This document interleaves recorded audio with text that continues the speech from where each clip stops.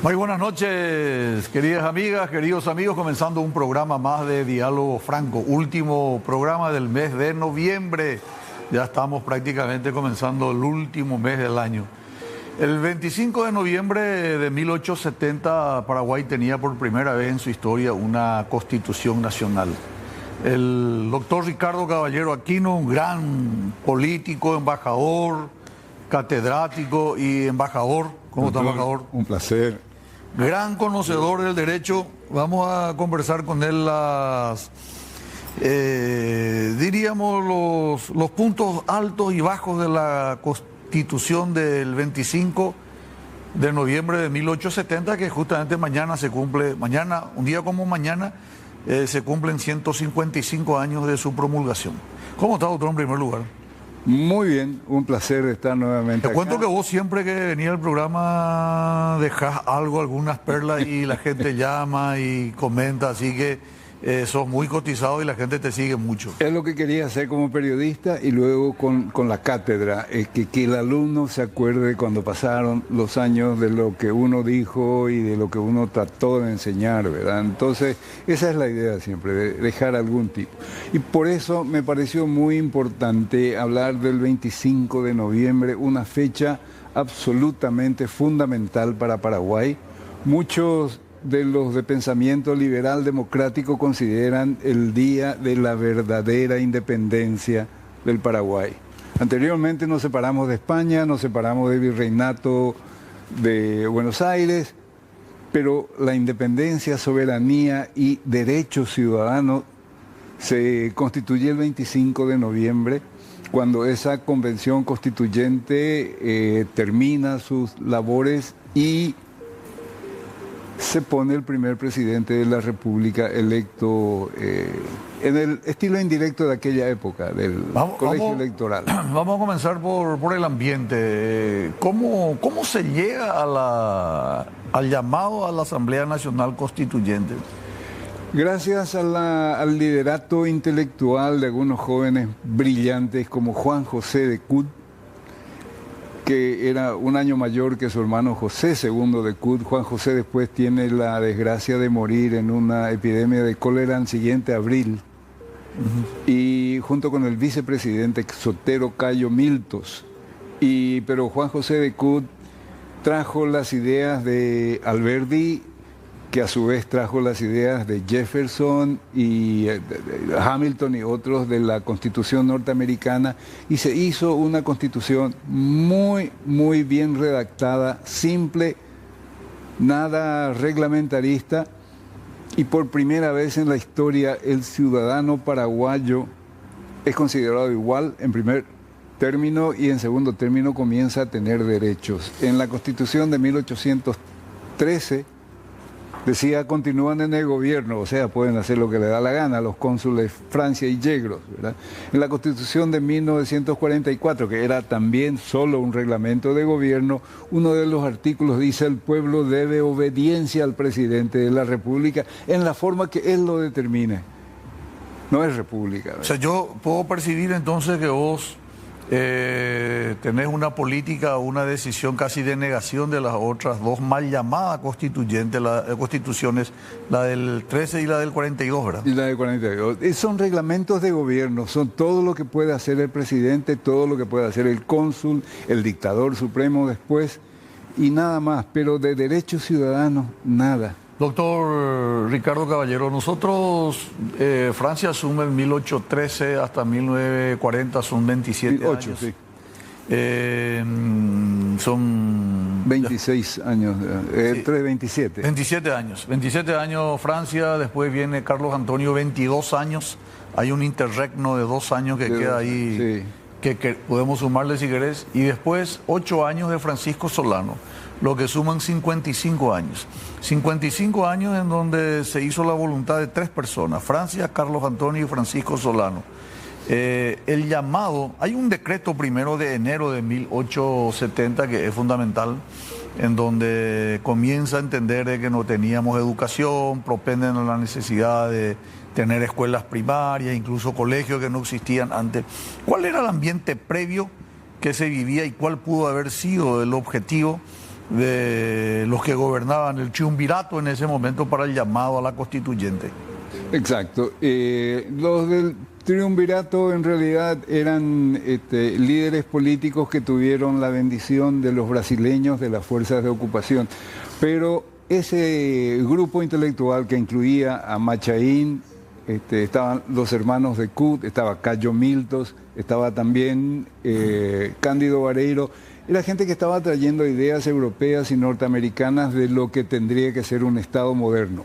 Pero sobre todo Juan José de Kut fue el que tuvo la idea brillante de eso.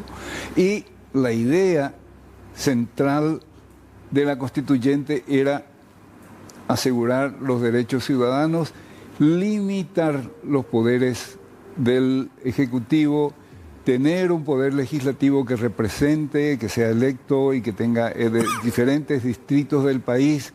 Y lo principal era, por ejemplo, el estado de sitio represivo. Solo si había golpes revolucionarios, conatos armados, entonces se le pedía permiso al Congreso para declarar estado de sitio, ¿no? Correcto. Y eso hizo que los derechos ciudadanos se mantuvieran. Y en el estado de sitio solo se podía detener a una persona por decreto presidencial. Pasaron los años y me acuerdo que un comisario decía, yo le llevo preso a usted por estado de sitio. Creo que si no te pasó claro, por supuesto. Si no te pasó a ti, le pasó a tu hermano Yoyito. Pero Ricardo, ese era el único penal que no podíamos atajar, el artículo 209 de la policía. A mí me expulsaron del Colegio Nacional por comunista y por borracho, te podés imaginar. Yo nunca tomé mi vida. ¿Cuál de los dos fue más fácil?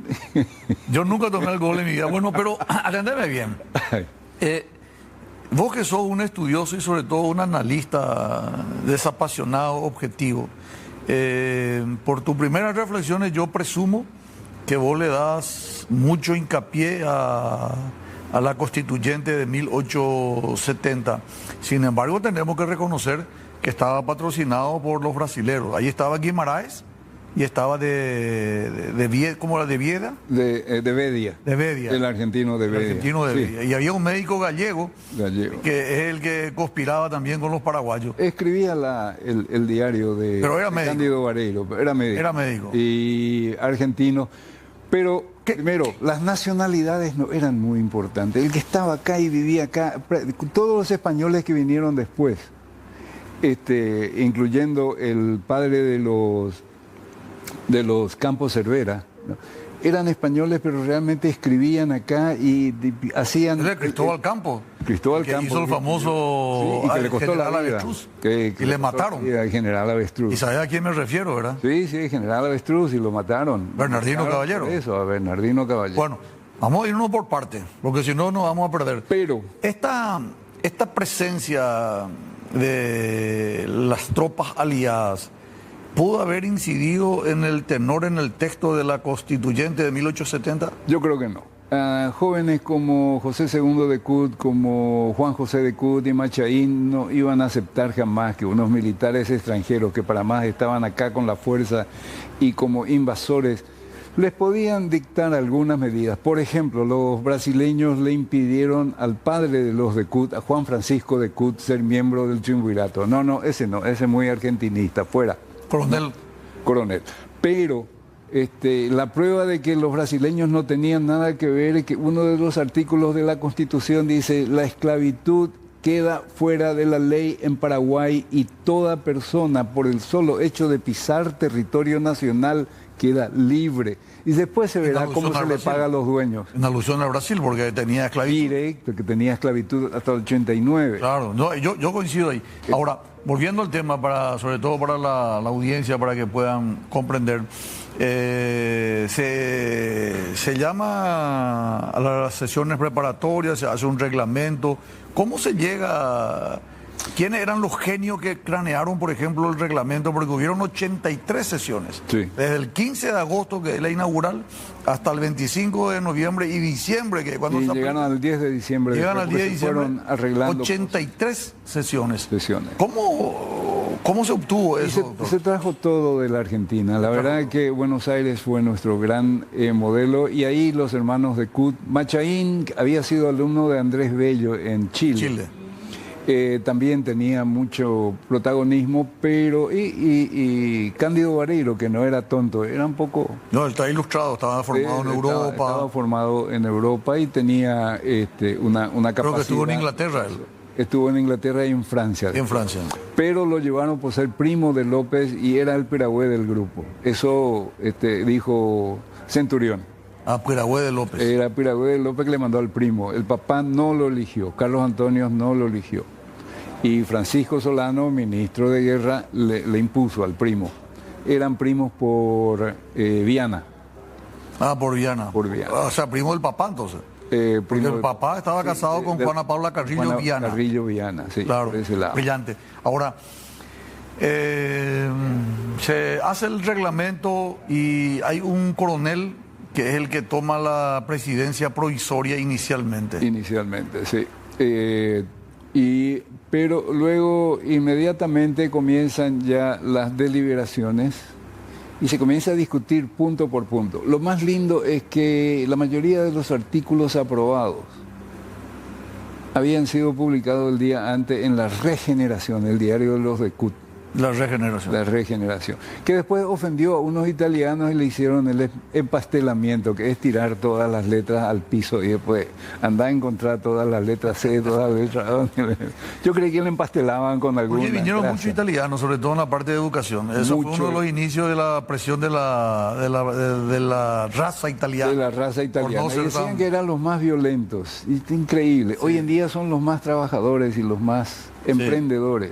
Correcto. Ahora, en esas condiciones se llama el reglamento, se inician las sesiones y después de estos consejos comerciales nos vas a contar qué pasó el 31 de agosto de 1870, porque eso es importante en la constituyente. Y no sin antes aclarar la palabra CONACO, que te pertenece a vos, sí. Convención Nacional Constituyente. Copiada de Colombia. Copiada de Colombia. Oh, no sabía eso, pero yo leí tu libro que habla de CONACO. Está por ahí el libro, Iván, del doctor. Ponemos ahora o a la vuelta del corte el libro del doctor. Este llamado a Convención Nacional Constituyente, ¿cuántos diputados tuvo y qué particularidad tuvo con respecto a los obispos, sacerdotes? Es un tema que siempre te interesó y querías comentar eso.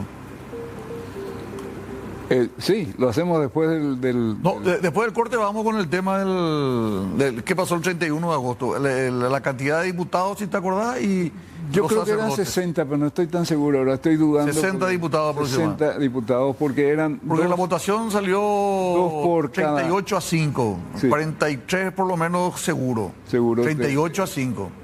Sí. 43, pero puede ser que no estaba. Es que tenían por cada circunscripción que estaba. ¿Y por qué había país en esa como diputados? Y porque era la primera vez que eran elecciones absolutamente libres. En la época de Francia y los López eran los que elegía Francia o López o eran los propietarios. Pero muy confesional entonces fue y había pueblos donde ya casi no quedaba nadie. En Pilar, por ejemplo, y que se vaya el cura. ¿Y quién fue el cura?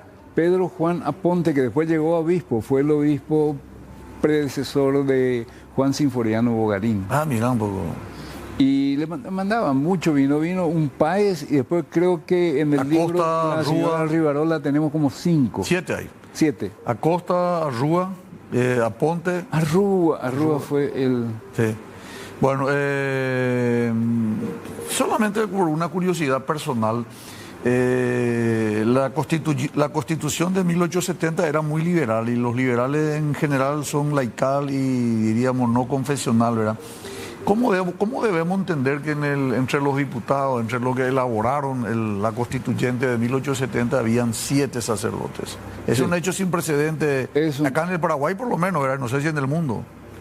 Yo creo que, en la Revolución Francesa tenía muchos sacerdotes que se habían dado vuelta como Talleyrand, por ejemplo. Pero yo pienso que cada pueblo tenía la potestad de elegir y no tenían a nadie. Seguramente que nadie que pudiera hablar y que pudiera Había expresarse. 5 sacerdotes que eran del Gran Club del Pueblo y 2 del Club del Pueblo. Ahora sí, a la vuelta de estos consejos comerciales, ¿qué ocurre el 31 de agosto? ¿Qué pasa con el Gran Club del Pueblo, con el Club del Pueblo? ¿Qué pasa con los liberales? ¿Y qué pasa con los que quedan en el gobierno y la constituyente propiamente dicho. Consejos comerciales y regresamos inmediatamente. Caballero, hay muchas cosas que nos gustaría develar. Se guardan muchos secretos de las sesiones, de las famosas sesiones preparatorias o las sesiones como en el Congreso, las reuniones de comisiones, qué se pensaba, cuál era el espíritu. Y con respecto a la Constitución de 1870, hay un hecho que no existe documento. Lo que ocurrió el 30 y el 31 de agosto de 1870. Aparentemente, vos definiste como un golpe. ¿Por qué crees que fue un golpe eso? Y bueno, toda constituyente, esa es una pelea en todos lados. Toda constituyente se cree con derecho a gobernar ya el país por ser la entidad encargada de escribir. Porque se le da el poder. Sí, el poder. Pero en general el poder ejecutivo vigente que llama a la constituyente no quiere entregar ese poder. Andrés Rodríguez nunca le hubiera entregado a la constituyente el poder, ¿verdad? Y hay una pelea. Esta constituyente quiso actuar como poder ejecutivo general, legislativo, poder completo, de la noche del 30 de agosto y decidió nombrar presidente interino o presidente a Machaín. Y Cirilo Antonio Rivarola, que seguía a cargo del triunvirato, que era un biunvirato, porque quedaron dos. José Díaz de Bedoya le dieron las joyas de algunas de las catedrales y se fue a la Argentina, vendió, tomó el dinero y se fue a Europa. Pero mandó una nota muy cínica que dijo, no puedo enviar el dinero porque no me queda tiempo. Fue el primer caso de corrupción así gubernamental. Y comenzaron a llamarle José Candelero. Candelero. Pepe Candelero, José. Le decían. Entonces Rivarola maniobra con el Guimaraes, brasileño, para que eso no ocurra y al día siguiente la misma constituyente que le había aceptado la tarde anterior a Machaín lo desacepta y lo sacan del medio. 38, 39 votos contra 5. 5 los que votaron sí, en así contra. Nomás. 5 estaban en contra, que era la gente más... Y eso operó Cándido Vareiro, que había resultado perdidoso. Sí. Justamente, ahí podemos decir que tuvo influencia, o sea que tuvieron influencia los países invasores brasileños. Sí, no, ahí seguro. Sobre todo Brasil, ¿verdad? Sobre todo Brasil, porque la parte ejecutiva ya no se iban a meter con eso. Te hago una pregunta ahí que yo siempre me cuestiono. Si la guerra contra el Paraguay fue por la tiranía de López y querían darle un Estado liberal, ¿no tiene un poco un contrasentido que Guimaraes, Guimaraes, haya hecho el golpe contra Machaín y le devolvió la presidencia en este caso a Cirilo Antonio Rivarola porque era muy liberal? Este fue un golpe contra el liberalismo paraguayo, doctor. Sí, pero también era un golpe contra el favorito de Brasil. Y el favorito de Brasil era el que iba a hacer lo que Brasil decía. O sea, era un golpe a favor del favorito de Brasil. A favor del favorito de Brasil. En este caso es Cirilo Antonio Rivarola. Es Cirilo, sí. Y no sé si la ideología pesaba tanto en aquel entonces, pero Machaín no era Rivarola, entonces, chao. Creo que incluso lo echan de la constituyente. Sí, lo echan. Y se quedó. Él después volvió como canciller en el Tratado Machaín-Irigoyen, que nos recuperó el Chaco. Sí, sí. Y de muy bueno. Y murió trágicamente en el asalto a la cárcel, ya con Cándido Vareiro de presidente. Pobre. Eso tenemos que hablar algún día de todas las muertes. Uno de los grandes. Tenemos que hablar algún día de todas las muertes. Uno de los grandes, Machaín. Y entonces, mucha gente le pone como el primer presidente de la República. ¿Vos crees que él ya tiene que ser presidente de la República si no asumió nunca? Es un nonato. No nació. No. No terminó de nacer. Asumió, a ver, a las 4 o las 5 de la tarde el Congreso, la Asamblea Nacional Constituyente, dice, bueno, a partir de este momento el presidente de la República cesan su función, le hacen renunciar a Rivarola y a Loizaga. Y asume la presidencia Facundo Machaín. Facundo Machaín se va a su casa a dormir. A dormir como presidente. Y cuando se levanta, electo, viene el hijo del coronel Duarte y le avisa de la situación y como que él no termina de entender y después hace una serie de notas, pero ya tarde, ya estaba consumado. Estaba consumado. ¿Es justo que él sea considerado presidente de la República? No, a mí me parece que no. Es un nonato y fue un golpe de mano que no salió bien. No salió bien. No salió bien. Yo, de hecho, hasta a los presidentes de facto no pondría en la lista, ¿verdad? Yo como ciudadano. Y desde el momento que no cumple la Constitución no corresponde. No corresponde. Es más, esta constituyente, yo te escuché varias veces hablar a vos de que tenía términos muy duros contra los gobiernos autoritarios. Sí. ¿Qué decía realmente la Constitución con respecto a...? Y lo que decía era otorgar a la ciudadanía los derechos. No puede ser arrestado sino en lugares públicos, en su casa no puede, y en horas del día. No puede ser detenido por más de 24 horas sin que se le explique la causa. Pero condenaba al golpe y la dictadura, además.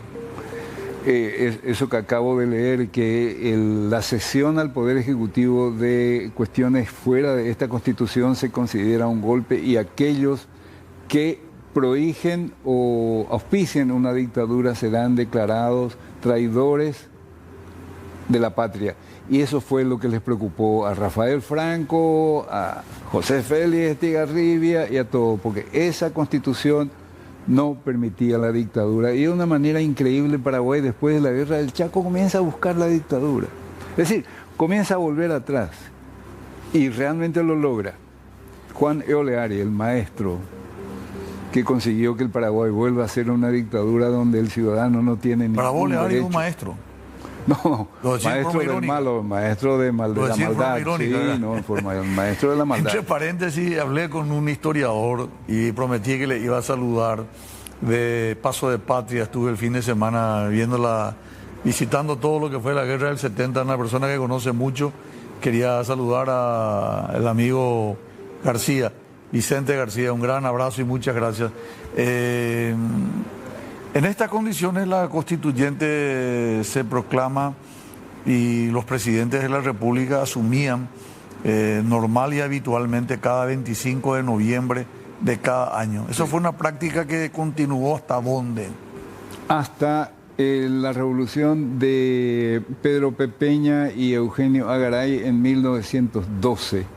Cuando lo sacan a gobierno, el problema de Jara, y luego entra Liberato Rojas, y luego lo sacan a Rojas, lo pone a Pedro Pepeña, pero las fuerzas liberales estaban fuera de Asunción, y cuando vuelven... González Navero. Entonces lo ponen a González Navero como interino en ese momento para la elección de Scherer. Y Scherer no quiso esperar, esto era mayo.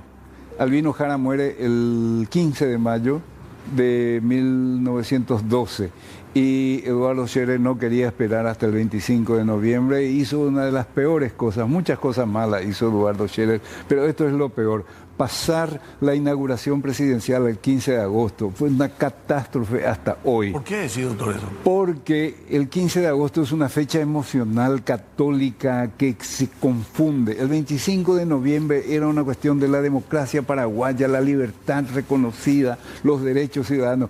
El 15 de agosto ya te mezcla con... Sí, ya te mezcla, te obnubila, te pone con la comunión, con el Te Deum y una serie de cosas. Y lo que es peor... el 15 de agosto entra un nuevo gobierno y el que está saliendo le gastó todita la plata, y llega un nuevo gobierno con promesas maravillosas y resulta que entre agosto y diciembre de ese año no queda un mango en el presupuesto. Bueno, yo eso ahí te puedo decir que no, porque vos tu presupuesto tenés que hacer por mes, está mensualizado eso, ¿verdad? Vos no podés gastar en agosto más de la 2/3 parte, porque si considerás 4 meses, enero, febrero, marzo, abril, un cuatrimestre, mayo, junio, julio, agosto, otro cuatrimestre, te queda septiembre, octubre, noviembre, diciembre, o sea... Sí, pero eso son los gastos fijos. Pero después en lo otro, en Cancillería le dejaron 20 nuevos cargos, por ejemplo... A Cancillería hubo problemas, entonces, por lo que... Siempre hay problemas. Pero... Por algo el Brasil inaugura a su presidente el 1 de enero. Eso sí, estoy de acuerdo. Y el 25 de noviembre ya quedaba un mes para pagar aguinaldo. Ahí sí yo reconozco, en esa parte reconozco. Eso es muy importante. ¿Cuáles son los aspectos característicos, las bondades de la Carta Magna de 1800? No reelección presidencial, respetada puntillosamente por todos. No reelección, excepto pasados 2 periodos completos. Y el único que logró fue Gondra. Posiblemente Eligio ya la hubieran logrado si no lo mataban. si no moría, pero Gondra fue el único que tuvo la capacidad, el que completa un periodo. Bernardino Caballero trató 3 veces de volver y no pudo. Pero Bernardino entró con un golpe luego, ¿eh? Sí. Él lo apresa a Adolfo Zaguier después de la muerte de Cándido Vareiro. La primera vez. ¿Hay alguna responsabilidad? Porque era ministro del Interior cuando muere Cirilo Antonio Rivarola, Bernardino Caballero. Y el que muere, el que participa era su ministro del Interior, una persona muy próxima a Bernardino Caballero. Sí, no. Ahí se cree que... ¿Cómo fue la muerte de Cirilo Antonio Rivarola? El triángulo de Vareiro, Caballero y Escobar eran los... Ese era un triángulo. Ese era el triángulo. Y poderoso, ¿eh? Muy poderoso. Y Vareiro lo entrevista el 31 de diciembre, le da un champán, le da un abrazo, le dice que seas muy feliz, aunque no sea conmigo. Vareiro vivía en la calle Nuestra Señora de la Asunción hoy en día y Eligio Ayala. Y él sale y viene y da la vuelta y ahí había, lo que hoy es la Plaza Oleari, había una serie de recoas con negocios. La policía estaba a media cuadra, la farmacia Catedral, que no sé si ya se llamaba Catedral, estaba abierta en ese momento, y a las 8 de la noche vienen unos emponchados y lo cosen a cuchillazos a Cirilo Antonio Rivarola. La policía no actúa, no le dan el socorro, auxilio. Pero se le detiene al que era en este momento comandante de la policía, que era el hombre fuerte de Bernardino Caballero. Sí, no era Mesa. Mesa, claro, Mesa. Sí. Mesa. Pero después se le... Él queda detenido. Queda detenido como principal sospechoso. Después dice que le mandaba una torta con vidrio. Ese fue Cándido Vareiro. Ese fue Cándido. Jovellanos, Cirilo Antonio Rivarola, asesinado brutalmente el 31 de diciembre a las 9 de la noche. Imposible que Cándido Vareiro. Y dice que muchos negocios estaban abiertos y que vieron todo lo que ocurrió. Y cerraron las puertas para no ayudar. Está involucrado el jefe de policía, entonces Mesa. Sí. Luis Alberto Mesa, creo que es el nombre. Luis Alberto tiene que ser. Luis Alberto Mesa. Bueno, perfecto. Nosotros acá podemos irnos a un corte. Sí. Y a la vuelta me gustaría que haga un análisis comparativo, porque tenés un libro muy lindo, entre paréntesis, me gustó mucho, tengo que felicitarte por la forma en que haces el análisis de todas las constituyentes y llegar a la constituyente de 1870, 1940 y la de 1992, hacer un comparativo. Y además, qué pasó durante el gobierno de Rafael de la Cruz Franco Ojeda también es importante. Consejos comerciales, vendemos y regresamos luego con más Diálogo Franco.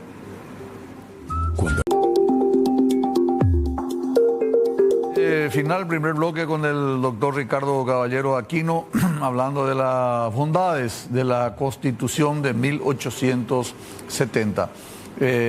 Hicimos un recorrido completo de cómo el ambiente previo, cómo surge, cuáles son los temas principales que contiene el texto de la Constitución, cómo se cambió la fecha y ahora vemos hasta cuándo tuvo vida útil y cómo pasa a mejor vida la Constitución de 1870. Mi querido doctor, tanto firulete para hacer elecciones, voto cantado, reglamento, derechos civiles, derechos políticos, religiosos, porque el Estado se quedó con el patronato de Isabel la Católica. Sí. Y entonces el Estado tenía que mandar 3 nombres y el Papa elegía uno de obispo, no podía elegir fuera de ese tribu. Entonces, ¿cómo termina la Constitución? El 17 a las 5 de la tarde, el 17 de febrero de 1936, un mayor que era comandante de la caballería decide por sí solo en un decreto que él no tenía autoridad para afirmar de que la Constitución está derogada. No estaba ni Franco todavía en el poder. Todavía no estaba Franco. Él lo llama Franco. Fue el que verdaderamente hizo el golpe. ¿De quién se llama habla? Federico Wennan Smith. Él hizo el golpe. Tenemos un material, Iván, por favor. Tenemos la foto de él cuando andaba por Europa y se arrepiente inmediatamente después. Ahí está don Federico Wennan Smith. Ponemos un primer plano de todo, por favor. Ahí está la firma. Me contó el doctor Franco, yo no me había fijado que había nacido en Viena, pero en aquel entonces, donde nació uno no era muy importante. Gondra nació en Buenos Aires, Rigar nació en Esquina de Corrientes, no importaba mucho. Uno elegía dónde vivir y dónde ser ciudadano, que era otra cosa de la Constitución. Pero evidentemente él tenía por el lado Bernard alemán y austriaco, y por el lado Smith bien americano. Bien americano. Él de premio lo mandan... Héroe de Toledo, entre paréntesis. Sí. Héroe de Toledo. De Toledo, ¿no? Y estuvo en Carandaití, estuvo en varios lugares. A él lo mandan casi de premio a vivir en la Alemania nazi porque era admirador del totalitarismo europeo en aquel entonces. Y los alemanes lo echan porque tenía el apellido inglés.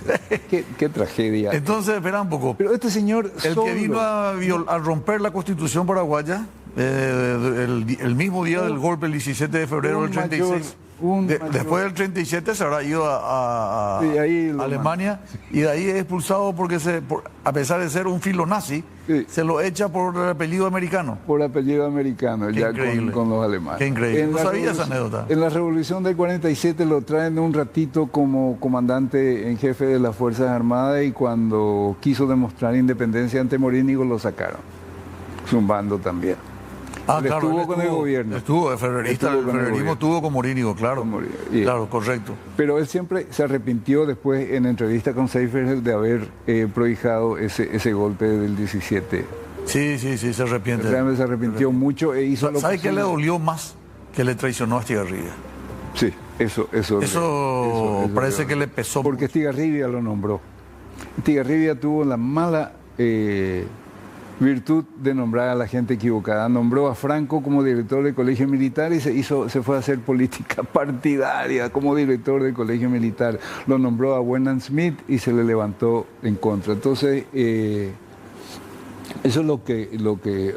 Y así terminó esa constituyente. Después vino Paiva y teóricamente la constitución estaba de vuelta en el poder. Pero él pidió, él condicionó. Yo asumo la presidencia con la condición de recuperar la Constitución. La Constitución, pero fue una recuperación porque 3 de los ministerios principales lo elegían los militares. Eso está en la Constitución. No, de que ya los militares tenían influencia, sí es cierto. El tratado de paz con Bolivia... Pero no por nada, sino en defensa del doctor Paiva. Resulta que él en ese momento era decano de la Facultad de Derecho. Exacto. Y él era además docente de la Cátedra de Derecho Constitucional. Entonces él dijo, yo me voy con esta condición. Sí, exacto. Quiero que se restituya in totu la Constitución de 1870. Sí. Y fue todo porque Morínigo, después como ministro del Interior, se va a hacer un discurso radial donde anuncia el programa de gobierno y no le menciona a él para nada. ¿Sí? Entonces recibió muchos abusos y en modo alguno la Constitución ya estaba. ¿Y cuál es? Cuando Estigarribia es candidato le hacen saber a Riart y a Zubizarreta que no se van a permitir candidatos civiles. Eso no es la Constitución de 1870. En 1940 le dicen eso. En el 39. Le informan a Luis Arriart y a Zubizarreta que no pueden ser candidatos. No, pero ahí el candidato único fue, el Partido Liberal le propone como candidato a José Félix Estigarribia. Pero antes el ejército le hizo saber que no iban a aceptar un candidato civil. Y Zubizarreta se estaba preparando para eso. Y también Riart siempre... Es más, en la sesión del directorio hubieron 3 personas que se opusieron a la nominación de Estigarribia, pero es otro tema, ¿verdad? Dentro del partido se votó y el partido casi por unanimidad, excepto 3 miembros, decidieron acompañar la candidatura. El Partido Liberal en 2 ocasiones acompañó una candidatura no liberal y se llegó a la presidencia. José Félix Estigarribia Insaurralde y Fernando Armindo Lugo Méndez. Fernando Armindo Lugo Méndez. Tenía un vicepresidente de peso ahí. Bueno, ¿y qué pasa con la constituyente del 92, doctor? La constituyente del 92, primero 198... Te veo muy ilusionado con esa constituyente. 198 personas... 193 constituyentes y 5 indígenas que no cobraban sueldo. Y entonces salió una mezcla de diosa y pantera. Los que no cobraban eran los indígenas. Los indígenas. Porque el resto cobraba. El resto cobró y bien. Llevamos los mejores abogados de aquel entonces, pero obviamente en la Facultad de Derecho de Juan R. Chávez no se enseñaba lógica, porque en un lugar dice que todos los actos contenciosos serán decididos por el Poder Judicial, y ahí mismo abajo dice se crea el jurado de enjuiciamiento de magistrados, donde entran parlamentarios, entran profesores de Derecho, entran abogados. O sea, vos tenés crítica por lo que veo a la Constituyente del 92, ¿verdad? Y la otra crítica que tengo es que el jefe de policía nunca puede ser un policía. El comandante de la fuerza, sí, pero el jefe de policía. La policía es la única institución que 24 horas al día está alerta para el orden, tanto político como social. El ministro del Interior se va a dormir a su casa, como se fue a dormir en la noche que murió aquel muchacho en el directorio del Roberto Partido Lepetit. Liberal. No. Quintana. Sí, Quintana. Entonces, realmente Quintana. La policía son los primeros milicos y tienen que tener un comandante civil, un jefe civil encima. Y lo peor de todo es que las sesiones del Congreso, finalizan el 30 de junio y el 1 de julio ya se inicia el otro siguiente, no hay ninguna transición. Vos tenés las Además hay una elecciones. laguna ahí, porque eso dice la Constituyente, pero en realidad todos los presidentes nos vamos a rendir cuenta prácticamente el 1 de marzo. Sí, pero ya no más, ahora hacen el 1 de julio. El 1 de julio. Y entonces el problema es político, el problema es de dignidad. Hay unos parlamentarios que perdieron las elecciones en abril y van a seguir legislando hasta el 30 de junio, cuando ya no tienen ninguna... Eso tendría que haber algún hiato, ¿Cree que tiene que ser inmediato? Paréntesis. Y la verdad que las sesiones tienen que comenzar en marzo o en abril, como comenzaban antes, para que el nuevo Congreso tenga tiempo. No hay tiempo de... Vamos a dedicarle otro programa al análisis de la Constitución de 1992, porque se nos va el tiempo. Doctor, tengo un regalo. Este es un presente de los buenos amigos de Indega. ¿A vos te gusta la cocina? A mí me encanta la cocina. Yo soy... Este es un obsequio de los amigos de Indega, de primicia. ¿Se puede abrir? Sí, por favor, claro que sí. Wow. La flauta, mira por todo lo que tenés. Ahí está. Tenés arroz, tenés almidón de maíz. Almidón de maíz. Mira, pues vas a hacer sopa. Sopa y pan, arvejas, choclo. Garbanzo, me encanta. Tu señora también te va a agradecer. Sí. Bueno, nombramos. nosotros nos vamos. Gracias, doctor Ricardo, como siempre, muy amable, muy gentil. Muchas gracias. A la vuelta va a estar un joven brillante, un joven que hace que la música pase de la melodía a la partitura. Vamos a estar enseguida con Juan José a la vuelta de estos consejos comerciales. Estamos de vuelta en esta segunda parte con Juan José Núñez, uno de esos valores poco conocidos, pero que realmente vale la pena que todos podamos no solo conocerlo, sino además apreciarlo y valorarlo por lo que está haciendo. ¿Qué tal, Juan José? ¿Cómo estás? Buenas noches, doctor. Gracias por invitarme. Juan José me pidió que me quite la corbata y yo me olvidé de desprenderme el cuello. Ahora ya tengo el cuello desprendido. Tenés los pintas de músico, así que... Bohemia. Te delata eso, ¿verdad? Juan José, quiero agradecerle al ingeniero Fleitas porque me llamó, me dijo, mira, hay un joven extraordinario de Cacupé que merece que le conozca. Ese libro que está ahí es un libro que hiciste vos. Sí. 48 partituras. Sí, de música paraguaya. De música paraguaya. Yo realmente tengo que confesar y decirlo públicamente, no tengo ningún empacho, ¿verdad? Me siento como si fuese que estoy hablando en ruso, en chino, en coreano, no entiendo de partitura. Creo que en la escuela dábamos música, en el colegio, do, re, mi, fa, sol, así, hasta ahí, ¿verdad? Corchea blanca, semicorchea negra, fusa, semifusa, sí. algo así, ¿verdad? Te recuerdas muy bien. Bueno, pero muy primitivo, muy embrionario. ¿Cómo surge, cómo es un joven como vos para que tenga iniciativa y para que se haya preocupado y ocupado del estudio de las partituras? Y fue una acumulación de factores que influyeron a que pueda tener la idea de hacer este libro. No fue un hecho muy así preciso. Por ejemplo, yo me había ido a estudiar en Irlanda en el Trinity College, hice un diploma en enseñanza e interpretación musical. Bueno, mi experiencia en Irlanda no influyó directamente en el libro per se, pero sí influyó. Por ejemplo, cuando estaba en Irlanda, Irlanda tiene una cultura muy grande y muy rica, cultura celta. La de los duendes, pelirrojos y todo eso, de los bares. Sí. Ahí se usa mucho el violín. Y bueno, cuando una persona, un músico... Indoeuropea es la cultura. Sí. Quieren aprender música celta, ya sea aficionado, profesional, docente, hay librerías musicales y ellos tienen infinita cantidad de música de su propia... de su propio folclore, de diferentes autores. Bueno, yo vi eso, pero no es que se me prendió la lamparita al instante. Yo regreso a Paraguay y como cualquier músico me invitan a tocar en diferentes eventos, ¿verdad? Y hubo un evento en Tomatí que fue esa clase de eventos sociales donde las chicas de 15 años debutan en la sociedad. Entre eso me piden vals, etcétera, etcétera, y una música paraguaya. Yo pregunté cuál es la música emblemática de Tomatí, que la gente tiende a perder la cabeza al escucharlo. Y me dijeron Tomatí por el amor. Bueno, yo no estaba familiarizado con esa música, comencé a investigar y no encontré nada, pero así nada.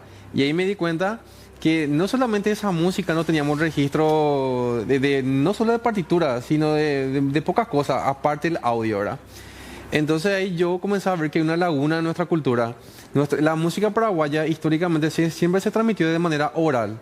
Los músicos de 1900, 1920 siempre le transmitían a su alumno a través de la oralidad y él a su vez a su alumno y a su alumno y así sucesivamente. Entonces, un músico que compuso una música, ponele hace 80 años atrás, al transmitirse oralmente fue mutando. Su alumno lo modificó con el tiempo, su alumno otra vez. Derecho a cambiar. Claro. Entonces, al no haber un registro sistemático en papel de nuestra propia música, se va mutando, se va perdiendo la esencia de lo que fue esa música. Entonces hay un montón de música de nosotros que nunca se escribió en el papel. Y te hablo de músicas así de alrededor de todo el Paraguay. De repente mi libro es 48 músicas, ¿verdad? Este 48 músicas representa solo una gota del mar. Entre paréntesis, si me permitís, sí. Este libro que está acá, Juan José, se va a sortear. Entonces, entre todos los interesados que están viendo el programa y que les guste la música, 48 partituras de música, acá tienen toda la información completo. Por favor, si pueden, ahí en el zócalo de la pantalla van a tener el número que pueden llamar y al final del programa Juan José va a designar quién fue la persona agraciada que va a llevar este libro en forma totalmente gratuita, incluso a partir de la finalización del programa. Discúlpame, pero tenía que hacer eso. Por favor. Bueno, entonces te vas a Irlanda, volvés a Asunción y te das cuenta que nosotros tenemos una música sin documento, sí. Prácticamente todo así en forma oral, de generación en generación, y que pudo haber perdido esencia a través del tiempo. ¿Puede explicarnos a esta altura de la conversación qué es una partitura? Y son las notas musicales, es la melodía transcrita de papel por medio de las partituras. Por darte un ejemplo, cuando voy a escuchar la música paraguaya, Brinquechita Cacupe, ya la caravana de los plomeseros, bueno, está la letra, sí. Ya la caravana, y está la melodía. Esa melodía se escribe con notas musicales, como vos viste hace rato, la blanca, corchea, semicorchea, fusa, eso se escribe en un pentagrama, que es el lenguaje musical. Y o sea, la forma en que un chino, un coreano, un ruso, un japonés pueda su idioma interpretar la música paraguaya sí. Es a través de la partitura. Sí, porque es un idioma universal. Porque es idioma universal. Sí, y de hecho tiene 2 idiomas universales este libro. A ver, en el mundo de la música hay 7 idiomas musicales, si lo podemos comparar con las notas, ¿verdad? Está la clave de sol, que es el más común de todo, ¿verdad? Está la clave de fa en cuarta, clave de fa en tercera, clave de do en primera, segunda, tercera y cuarta. O sea, son 7 idiomas en realidad. Pero la clave de sol es lo que sería entre el lenguaje, el inglés. Todo el mundo habla inglés, okay. Por lo menos la mayoría del mundo, ¿verdad? Entonces, yo lo que hice fue, nuestra música folclórica, en la mayor parte, transcribirlo en clave de sol. Y con el acompañamiento de los acordes de la guitarra y el contrabajo, que es cifrado americano. Aquí vamos a ver una J, una F, una A, que eso representan los acordes de los instrumentos. Entonces, vos tenés acá un libro con las melodías de la música paraguaya de 48 músicas, de las cuales en su mayoría son folclóricas. También hay música erudita que vamos a hablar más adelante. Y en ella no solamente la melodía, sino también cómo se rajea la polca paraguaya, porque de repente un polaco, un ruso o un Claro, no puede irlandés, saber la forma de sí, rajear. él va a ver la melodía, él va a entender al instante, él va a ver los acordes, pero no va a saber cómo rajearlo. La música paraguaya tiene su esencia. Entonces, en el libro también hay una pequeña introducción teórica donde explica cómo rajear la guaraña, cómo rajear la polca y todo eso para que justamente nuestra música pueda ser interpretada y ejecutada en todo el mundo. Ahora, desde el punto de vista, por lo que estoy entendiendo, vos le estás dando un rango internacional a la música paraguaya para que cualquier ciudadano pueda no solamente saber la melodía, sino que además cómo rajear, cómo ejecutar, ¿verdad? ¿Qué importancia tiene esto para el Paraguay? Porque en otros países es norma consuetudinaria seguramente la utilización del pentagrama. Nosotros no. ¿Cuándo el Paraguay comienza a ponerse los pantalones largos y utiliza el pentagrama? Bueno, históricamente cuando se comenzó a enseñar música en Paraguay, bueno, podemos hablar de la época de los jesuitas, ¿verdad? Pero así más eruditamente hablando, sería después del 70, la guerra del 70. Ya había un poco antes, pero con más fuerza fue principio de 1900 porque el gobierno mandó traer algunos italianos para que vengan a enseñar en la banda de la policía, entre otras instituciones. Bueno, ahí comenzó a influir la formación musical para los paraguayos en gran medida. Ahí de repente influyeron para José Asunción Flores, entre otras personas. Ahora, ¿Cómo era el nombre de los italianos? Hay uno que es muy conocido. a diferencia tuya, acuerdas? yo no tengo una memoria privilegiada. Ah. Yo, en serio, de hecho tengo anotado en mi celular para ciertas cosas así. Ah, bueno, ok. No importa. Seguí nomás. Bueno, Disculpa. no, tranqui. Las partituras, por ejemplo, técnicamente hablando, siempre existieron porque es un lenguaje que se habla hace cientos de años. Ahora, de repente acá con nuestro folclore, hubieron libros de partituras, no para violín, pero muy poco. Ponerle que de cientos de años que tenemos como país, no creo que ni a 10 llegamos como libro. O sea, ¿qué música conocida? Ya las caravanas, como dijiste, de Cacupé, No, ese es Virgencita mucho Cacupé. después, ese es mucho. ¿Hay partitura de eso? Yo no lo encontré, yo tuve que escribir el mío. El que está en mi libro yo lo transcribí en O sea, base. vos no viste partitura. No, la mayoría no lo viste. Estamos hablando de algo básico, ¿verdad? Todo el mundo cantamos. Sí, Y no tiene partitura. No, de hecho, mucha ¿Por qué música pusiste 18 de octubre como tu primera de 48 música? fue una cuestión del abecedario. Estaba agrupando en 3 secciones, ¿verdad? Polka, guarañas y universal. Y bueno, en cada una era del abecedario, A a la Z. Y bueno, cuando llegó en las polcas, era todo A a Z y había una música que no comenzaba por con el letra. abecedario. Sí, por el abecedario. Ah. O era, lo ponía al principio y al final. Y al final estaba música muy hermosas y no digo que no sea hermosa Qué formidable, ¿eh? lo puse primero por una cuestión de abecedario. No fue O sea, la pensando. polca liberal no es linda. Yo ¿Quién creo es el que- autor de la polca liberal? 18 de octubre. Rápidamente hablando, Respuesta corta porque si no nos vamos todos en eso. dicen, según el chisme, que de 2 hermanos de Misiones. El apellido no es muy español, que digamos, pero no recuerdo más el nombre ahora mismo. Pero es un chisme a medias, o sea, básicamente motivo popular. En resumen, nadie sabe quién fue. No es de Barrio, por ejemplo, como se insinúa. ¿Cómo? No son de los hermanos Barrio, de Agustín Pío Barrios. No. No. Eso sí te puedo asegurar que no. Bueno, vamos a otra parte, a otra consulta. Yo veo que este esfuerzo que hiciste vos es muy bueno, es muy importante. Quisiera saber, por ejemplo, la Orquesta Sinfónica de Asunción, la Filarmónica, la Orquesta Sinfónica de las municipalidades que ahora tienen, de la policía, ¿conocen tu obra, saben de este libro? La mayoría sí, ya que el mercado musical no es muy grande en Paraguay, no conocemos casi todo.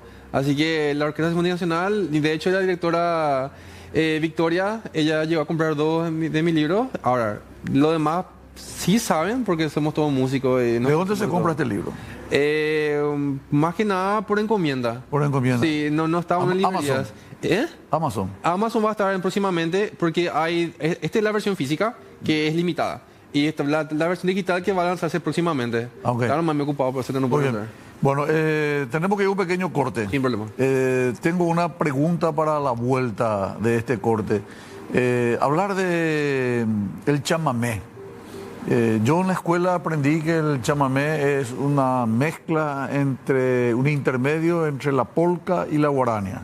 que es auténtica y genuinamente paraguaya y que perdimos. Sí. ¿Qué hay de cierto en esa creencia? A la vuelta de estos consejos comerciales. Vamos de que íbamos a comentar acerca del chamamé, pero ¿qué es esta melodía que acabamos de escuchar? ¿Es un oriental el que está ejecutando? No, él es un canadiense de ascendencia filipina, creo. Él es Gerson, su apellido es Gerson, y es uno de los músicos violinistas más grandes actualmente de la nueva generación. Él, por ejemplo, es internacional y él fue la primera persona que yo escuché tocar nuestra propia música, de Mangoré en este caso, Una limona por el amor de Dios, que es su última obra maestra, en el violín. Y Mangoré es para guitarra. Ahí te das cuenta de lo que él hace. Él expande la música paraguaya a más horizontes. Ya no solo se limita a la guitarra, sino se puede tocar varios instrumentos. Mangoré. Sí. Un genio, ¿eh? Sí, totalmente. Creo que es una autoridad mundial, ¿verdad? En guitarra. Sí, sí, en Rusia, en todos enseñan su música, en Alemania, en China, impresionante. Bueno, podemos volver a nuestra pregunta. Sí. ¿Qué pasó con el chamamé? ¿Podemos hablar de que fue un hurto eso? ¿Se nos camoteó, nos robaron, nos llevaron? ¿Qué pasó con el chamamé? Hija mía. Bueno, yo ¿Hija mía dijiste? ¿Qué? ¿Hija mía dijiste? No. ¿A qué? Ah, hija de Mil. Puede ser. Ah, bueno, Puede perdón. ser. No. Mira, cuando yo investigué mucho sobre este libro, yo tuve que investigar toda la historia de cada música y también sobre las raíces de la música paraguaya para tener un contexto preciso de qué estoy haciendo yo. Cuando me tocó leer sobre el chamamé, porque bueno, el chamamé tiene mucha similitud con la música paraguaya, todo eso, tuve que leer de ambos lados. Del lado paraguayo, ¿qué dicen del chamamé? Y del lado argentino, ¿qué dice el chamamé? Bueno, cuando voy del lado paraguayo es lo que estamos acostumbrados a habituar nosotros a saber del chamamé, ¿verdad? Bueno, cuando vos lees del lado argentino, tienden a ser muy argentinos su forma de expresarse, como con la chipa guazú, con nuestra propia gastronomía, pasa con la música. Entonces vos lees y que comienza en 1600 con los jesuitas, el chamamé, y es mentira. El chamamé nace de la polca siriri. Hay registros en los que ya se pronunciaba la polca paraguaya en la época de Carlos Antonio López. Pero del chamamé aparece recién en 1900, después de 1920. La fecha exacta está en mi libro, no recuerdo. Pero Aguayo fue Samuel Aguayo. Él fue el que le dio el rótulo de chamamé a la música folclórica paraguaya, pero que estaba Los argentinos le llaman litoraleña. Sí. De hecho, Corrientes Potú fue el primer chamamé que fue grabado ya en Corrientes justamente. Después está el kilómetro 11, Puente Pessoa, son los más conocidos, Villa Guillermina. Bueno, cuando yo comencé a investigar sobre el chamamé, nace la polca siriri, ¿verdad? Que es una polca un poquitito más lenta. Pero ellos comenzaron a darle su propio toque con el tiempo. El acordeón, por ejemplo, que viene del tango, ellos comenzaron a introducirlo en el chamamé, ¿verdad? Entonces, escuchó bien el chamamé. Ese es el aporte argentino. Sí, y cambiaron un poquitito su acento, pero es muy sutil. Tipo, a ver, un músico con precisión pilla todo, ¿verdad? Pero así el día a día te cuesta a una persona que no es músico le va a costar diferenciar, ¿verdad? Bueno, cuando yo estaba leyendo sobre eso, encontré una información que me puso los pelos de punta. Decía que el chamamé fue reconocido como Patrimonio Inmaterial de la Humanidad en el 2020. Y este año fue que la guaraña fue reconocida como Patrimonio Inmaterial de la Humanidad, ¿verdad? Sí. O sea, fíjate que el chamamé nace de nuestra propia música, la polca paraguaya, ¿verdad? Y ellos lograron registrarlo en la... 5 años antes. Sí, antes que nosotros, ¿verdad? Y yo me quedé ahí, pero ¿cómo puede ser esto posible, verdad? Y es una cuestión cultural nuestra que el paraguayo tiende a ser más dormido. Y no pasa solo en la música, pasa en cualquier área de la cultura. Lastimosamente coincido contigo, ¿verdad? Sí, porque ahí perdimos. Me duele, pero es así. Sí. Entonces, ¿vos creés que por una dejadez nuestra los hermanos argentinos se apropiaron del chamamé? Sí, totalmente. Es mi opinión personal. Ahora, hay gente que puede diferir porque si te van a pensar en la época de 1700, 1800, te van a decir de repente no, pero... No, eso es un absurdo. Viste que las cosas venían por el Río de la Plata de Argentina a Paraguay, pero la música paraguaya nace de la influencia española. Como te digo, no existe ningún género musical en cualquier parte del mundo que haya nacido de un día para otro. Algo que se va formando con el tiempo. Juan José, yo estudié en el Colegio Nacional de la Capital. Sí. Y estudiábamos música con el profesor José Valentín Bailar y, si mal no recuerdo, Ismael Azuaga. Tenían los libros de música. Y si mal no recuerdo, Ellos hablaban de que la guarania es una melodía lenta, la polca es una melodía más acelerada y como bien dijiste vos recién, el chamamé es una suerte de polca siriri, es una polca un poco más enletecida. Sí. Entonces estamos hablando de distintas cadencias pero de la misma estructura. Sí. Hoy en día nosotros tocamos nuestra propia polca paraguaya más al estilo chamamé. O sea, se invirtieron los roles para esa hora con el tiempo. Pero es difícil también competir contra el gran potencial cultural de Argentina. Ellos influyen muchísimo en todos lados. Sí. Hay mucho más grupos por ciudad que Paraguay. Bueno, de todos modos, vos estás dispuesto a afirmar que el chamamé tiene su origen en Paraguay. Sí, sí, totalmente. Bueno, ¿y qué opinas de el bate del folclore paraguayo, Emiliano Rivarola Fernández? Emiliano R. Fernández. Y es un poeta extraordinario de otro mundo. Poeta, ¿por qué no Sí. decir músico? No, Porque no es músico. no es músico. No. O sea, en tu definición, Emiliano R. Fernández no es músico. Desde mi punto de vista, desde mi opinión profesional musical, no es músico. ¿Por qué? Porque generalmente todas sus músicas, bueno, te voy a explicar en varios puntos, pero todas sus músicas siempre son letra Emiliano Fernández, melodía Julano, Julano, Julano. Porque como una música O está sea, él no compuesta... hizo la melodía nunca.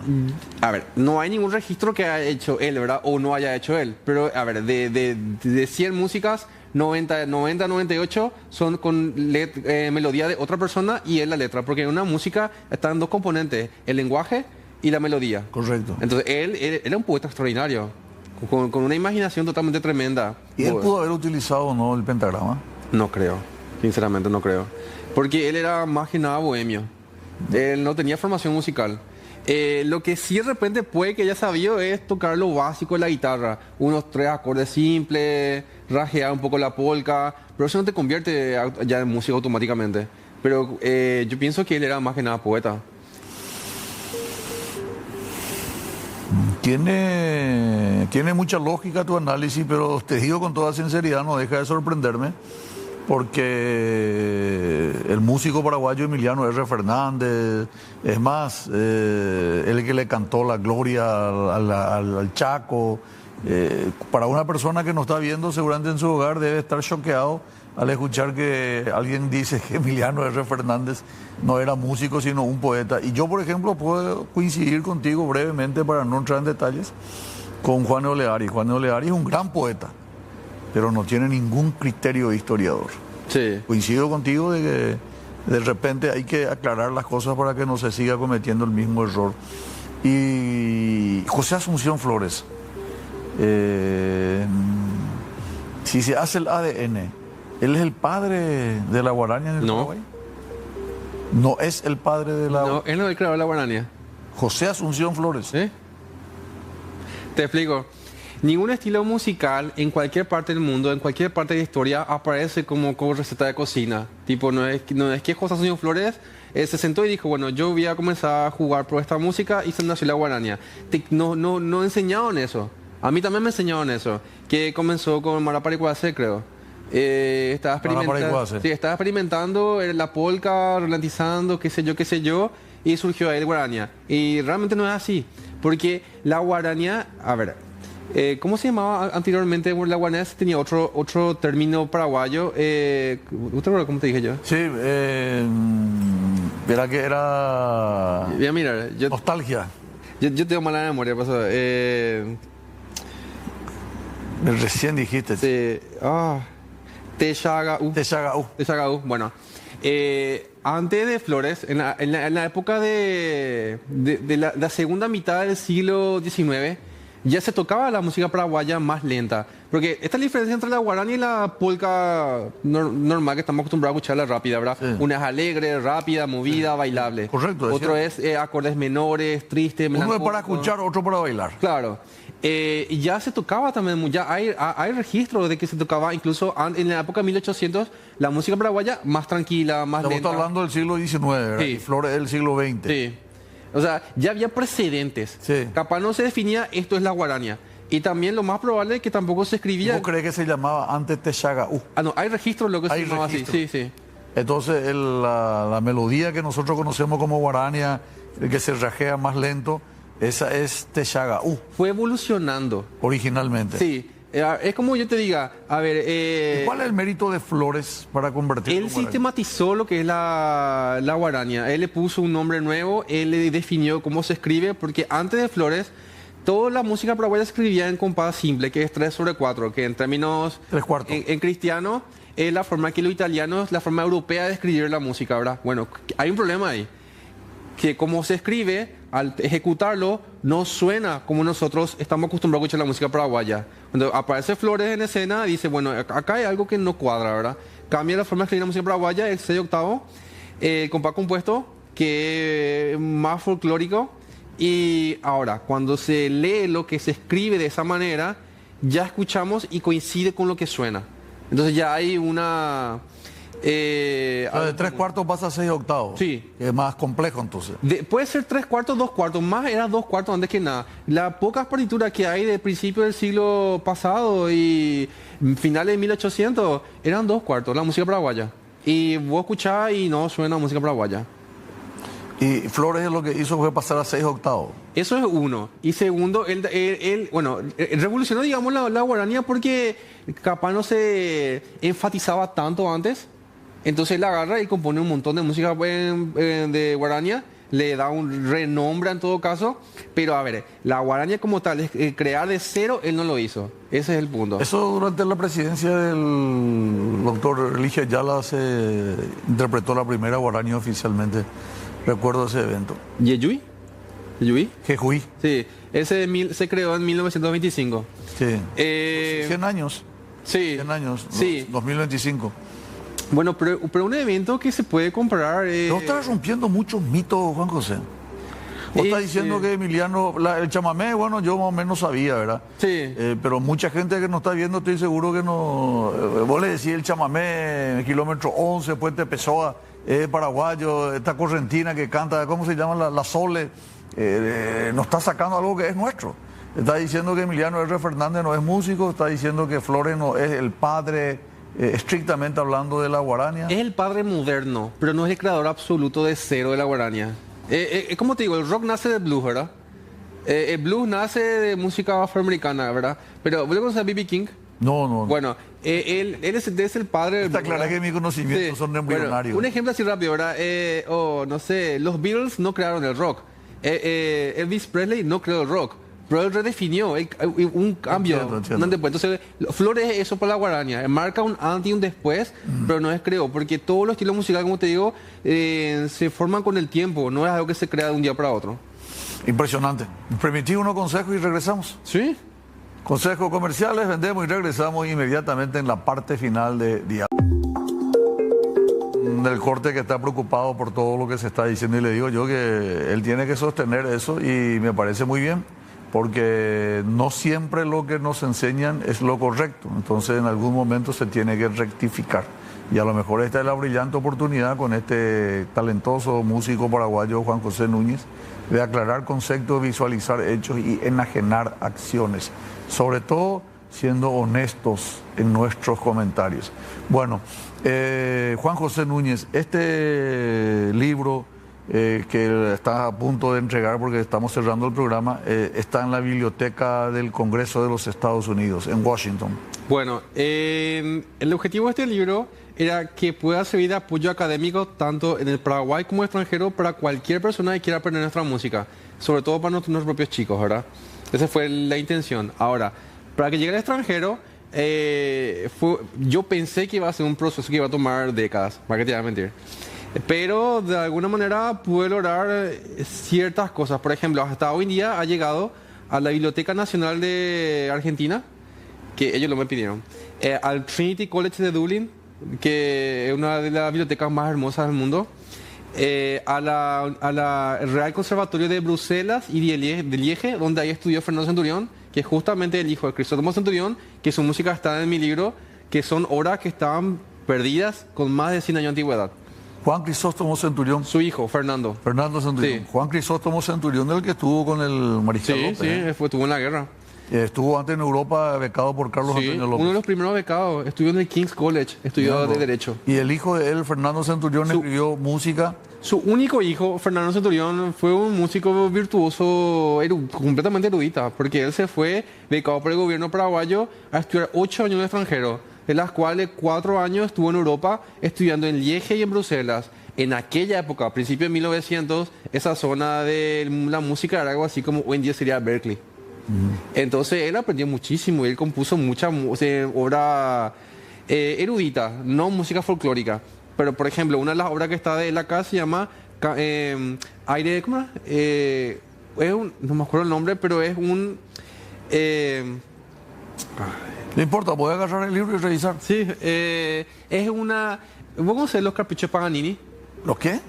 Caprichos de Paganini. No. Bueno, son variaciones de Campamento Cerro León. Él en el violín hizo una música que se llama Fantasía Capricho se llama. Fantasía de Capricho. Sí, de Fernando Centurión. Sí, y que es una variación de Campamento Cerro León puramente en el violín. O sea, es una música virtuosa. Ah, el Campamento Cerro León, pero con violín. Sí. De hecho, el ingeniero ya lo escuchó. ¿Suena bien? Preguntarle al ingeniero. ¿Le gustó? Es muy erudita. Es ¿Quién muy... ingeniero? ¿Fleitas? Sí. Ah, ok. Antes de escuchar. Bueno, tenemos que irnos, así que vamos a ir cerrando. Dos Claro. tres preguntas rápidas, respuestas rápidas. Perfecto. En Paraguay, ¿dónde encontramos este libro? ¿Dónde se vende? ¿Se vende en material físico o en magnético? Ambos. Lo físico aún quedan disponibles. Es a mi número. ¿Lo menciono? Sí, claro. 0972 Ahí vamos a anotar eso. 0972 466-588. 466-558. Y dentro de las semanas que viene, Pregunta 466-588. sí. Está en el Zócalo. ¿Está bien el número ahí? Sí. Está correcto. Bueno, la siguiente pregunta es, ¿tu ciudad, KQP, declaró de interés tu departamento Cordilleras también? ¿La Cámara de Diputados está trabajando en eso? No, nada. Ah, Pero hay que sí trabajar. llegó a la Biblioteca del Congreso de los Estados Unidos. O sea, mi libro, que podríamos decirse que buscaba ser parte del acervo cultural de Paraguay, ahora se vuelve parte del acervo cultural de la humanidad. Qué bueno. Yo tengo que reconocerte que personalmente a lo mejor no pude aprovecharte todo porque mis conocimientos de música son muy rudimentarios, ¿verdad? Sí. Y con el agravante que además yo soy un diletante de la comunicación, entonces a lo mejor no es la fórmula perfecta, pero yo tengo la esperanza de que otros programas, otros presentadores que están viendo puedan invitarte y puedan llevarte para sacarte más información y para hacer conocer tu trabajo. Yo te felicito. El esfuerzo que hiciste es extraordinario. ¿Me ayudas? Nos paramos y vemos claro a que quién sí. le vamos a entregar tu libro. Ahí ponete, por favor. Ahí están todos los llamados, entonces vos vas viendo quién es el que... ¿Todo eso es una hora y té? Claro, pero por favor, en directo, esto es online. Decido en un momento dado y él para. ¿Ah, sí? No, elegí el número ahí, por favor. Elegí el número. El número elegí. Stop. Stop. Aurora de Prieto. Teodora Paiva, dicen. Aurora Paiva. 174. ¿En serio? Este no es el mismo número. Verán vos, él eligió a esa Aurora E de Prieto. Esta, el 184-330, para que no haya... Y él le va a poner ya la dedicatoria. Sí, claro que sí. Él le va a poner la dedicatoria a Aurora P. de Prieto. Mientras vos le firmás, firmarle no porque tenemos que irnos. Dale. Y ya los muchachos están con ganas de retirarse. Yo quiero entregarte también este premio, que es un pequeño obsequio de los buenos amigos de Indega. ¿Te gusta vos la cocina, Juan José? Claro que sí, claro que sí. ¿Cocinás? Sí, sí. ¿En serio? Sí. Acá tenés un set completo para cocinar durante un mes. Los afamados productos Primicia, que es un regalo de los amigos de Indega para cocinar. La única condición es que tenés que invitarnos al 8 de diciembre en KQP. Claro que sí, claro que sí. Aurora E. de Prieto. Es de Pietro. Aurora E. de Prieto. Bueno, nosotros nos vamos, ¿verdad? Aurora, podés pasar a retirar el libro a partir de este momento. Ya está con una dedicatoria de parte del autor. Muchas gracias a todos los que participaron. Muchos mensajes de Pilar me están informando. Estuvimos el fin de semana recorriendo el departamento de Ñembucú, así que a todos los buenos amigos del 12º departamento, mi gratitud por tanta generosidad en la persona de Papi Jeringueli. Muchas gracias por todo. ¿Me permitís? Sí. Darle un apretón de mano. Nosotros nos vamos. Un gusto. Gracias, Juanjo, te felicito. Buen trabajo. Nosotros nos vamos, regresamos, si Dios permite, el lunes con más diálogo franco. Gracias a la audiencia por la preferencia. Agradecemos